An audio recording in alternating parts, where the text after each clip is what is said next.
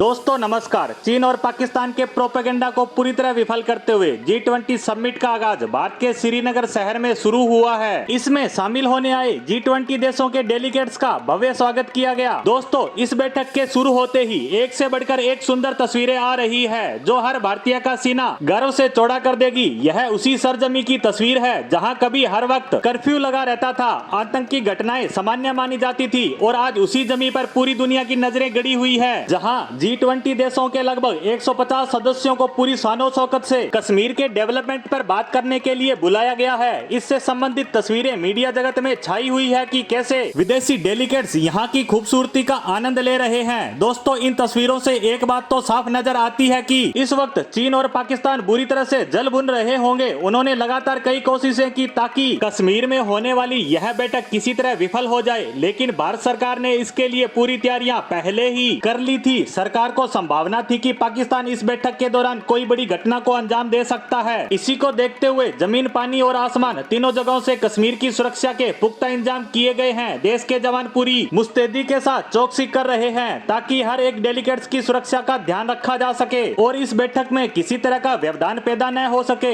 इन delegates के सामने कश्मीर की संस्कृति का भव्य प्रदर्शन किया गया और इसके बाद शाम के समय इन सभी को डल लेक में शिकारा की सवारी करवाई गई, जिसका नजारा पूरी दुनिया ने देखा। खासकर कहें तो चीन और पाकिस्तान ने इस बैठक को कश्मीर में रखने के कारण भारत सरकार को अंतिम समय तक कंफर्म नहीं था कि कौन कौन से देश के डेलीगेट्स इस मीटिंग का हिस्सा होंगे, वह कौन से देश इससे दूरी बना के रखेंगे। इसी को ध्यान में रखते हुए भारत सरकार ने G20 देशों के साथ ही 7 अन्य देशों को भी इन्वाइट किया था। इनमें Netherland, Singapore, Mauritius, Nigeria, Spain, UAE जैसे देश भी शामिल थे। ये G20 के सदस्य देश नहीं है, लेकिन भारत के इन्विटेशन के बाद यहाँ पहुँचे हैं, जिससे भारत का कद विश्व में और ऊंचा हो गया। सिर्फ 3 ही देश ऐसे रहे जो इस बैठक का हिस्सा नहीं है, जिनमें चीन, सऊदी अरेबिया और तुर्की। आपको बता दें कि पाकिस्तान से मित्रता को देखते हुए इन तीनों देशों ने कश्मीर से दूरी बनाए रखी। चीन ने तो यहाँ तक बयान दे दिया कि हम किसी भी विवादित क्षेत्र में किसी तरह की बैठक का हिस्सा नहीं बनेंगे, लेकिन इनके न आने से भारत को कोई ज्यादा फर्क नहीं पड़ता, क्योंकि इनके आने से भी कोई फायदा होता नहीं दिख रहा था।